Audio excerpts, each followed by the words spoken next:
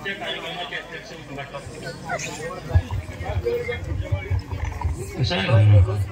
कार्यक्रमाचे अध्यक्ष उद्घाटक तथा विचार मंचावर उपस्थित सर्व मान्यवर, आज या शुभप्रसंगी आपल्या गावाने मूर्जा भूषण जीवन गौरव पुरस्कार देऊन जो सन्मान केला त्याबद्दल सर्वांचे मनपूर्वक आभार।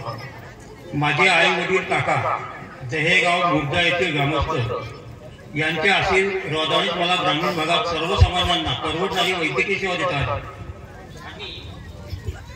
त्याचीच दखल आज आपल्या समितीने मूर्जा भूषण पुरस्कार देताना दिली असेल। आपल्या मूर्जा या गावाच्या नावाने दिला जाणारा पुरस्कार स्वीकारण्याची मला संधी मिळत आहे, हे मी माझे परम भाग्य समजतो। कोणताही पुरस्कार हा जबाबदारी वाढवतो असे म्हणतात, त्याची जाणीव ठेवून पुढे सुद्धा माझे सेवाभाव सुरूच राहील असे आपल्याला आश्वासित करतो आणि आपल्याला धन्यवाद देतो। जय हिंद, जय भारत, जय संविधान।